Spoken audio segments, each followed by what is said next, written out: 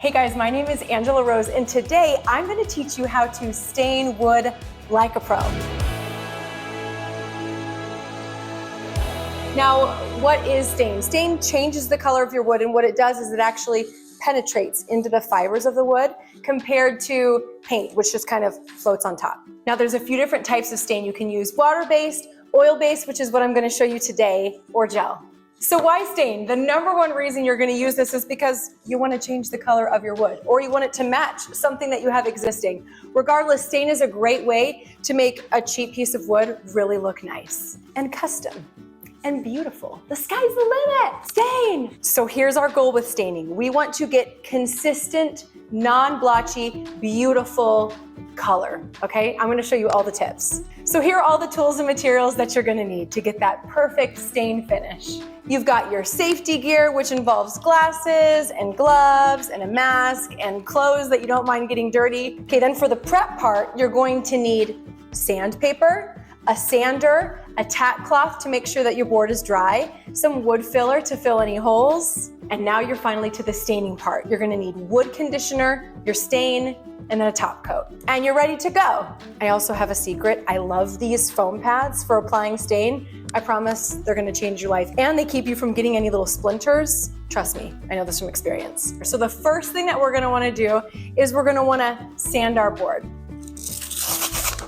Oh, this isn't open yet. It's a fresh pack. The higher the grit of sandpaper, the finer it is. If your wood is super, super rough, I recommend starting with an 80 or a 120, but finish up with the 220 because that's finer and that's the ideal grit before staining. I'm gonna look awesome with my glasses. I don't have a hairband. We're using a bracelet to put my hair back. Do we look cute? So I'm gonna do this on one board so that you can see the difference between the two when we're finished, because I love proving things. When you sand, you're gonna wanna sand in the direction of the grain.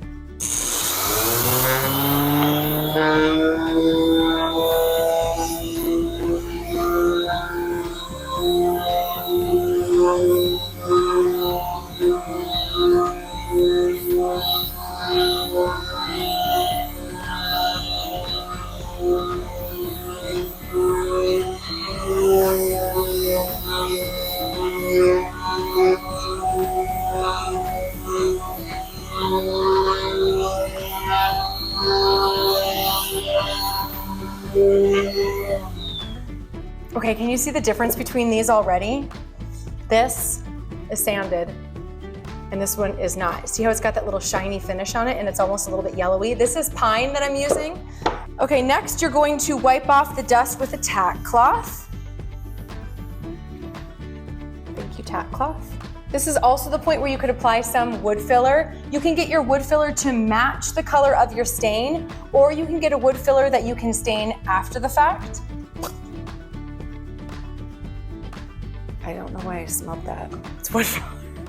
Okay.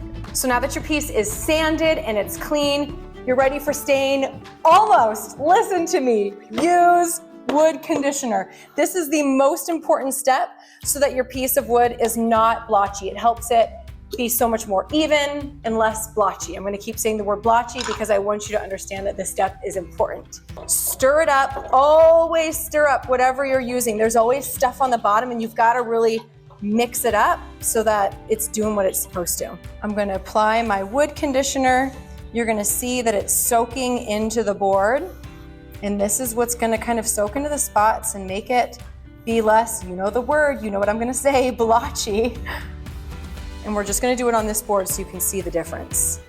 So now it's time to stain. I'm gonna tell you my favorite stain color because I love you. So while I'm stirring my stain, where to find lumber I know is one of the biggest questions that people ask. And someplace that I love to go is 84 lumber. And what I'm using here is a 1x6 select pine. I like select pine because it's affordable and it doesn't have knots in it, and so it has a really nice look to it without costing too much. Also, the people at 84 Lumber are always really helpful, so I just go in and I ask them a million questions. And I'm about to tell you my favorite stain color and stain color combo. It's Early American, and if you layer on top of it a weathered oak, it's like the perfect finish. So here's a tip when you're doing this. test on the back of your piece, not where it's gonna be seen. Once you perfect the color, then do it on the main part. So I'm gonna apply the stain and I'm gonna do it in the direction of my grain. And I love using this foam pad because I feel like it helps the stain be really even and consistent. I'm not wearing my gloves. I'm a rebel. This looks beautiful. This looks beautiful already. Let me stain this one to prove to you. Look at that splotchiness coming in. So let me show you the difference between these. See how this one's got all this splotchiness down here? But this one is just like nice, richer, and more even. Okay, you can wipe off any excess stain so that it doesn't just sit there. You wanna wipe off the extra. I like to do lots of thin coats, not thick ones.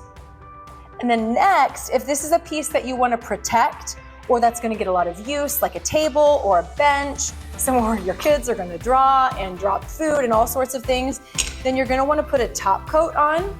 I like using polyacrylic, and you can get it in different finishes. You can get it in matte, semi-gloss, satin, gloss. I like to use a matte or a satin if it's an area where I'm sitting with my butt.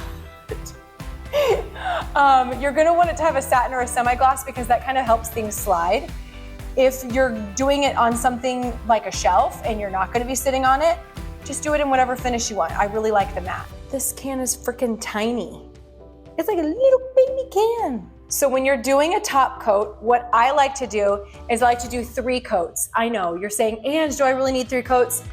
Yes, the first coat, it kind of just soaks in, and then you're going to lightly run 220 sandpaper over it. Then you're gonna wait for it to dry, do another coat, lightly sandpaper it, 3rd coat, and then your piece is really gonna be protected. I like to use a foam brush or just a normal paintbrush, and I apply this, again, you hear me, in the direction of the grain. We're always going in the direction of the grain. See, you've learned so much already. And then once this dries, what you're gonna do is you're going to run a 220 sandpaper just really lightly over it to knock off anything. It actually requires that little sandpaper in between to give the next coat something to adhere to. Adhere. Don't I sound so fancy with that? And that is how you stain like a pro. I hope this was helpful. I have more tutorials and projects if you want to check them out down in the description below. Happy staining!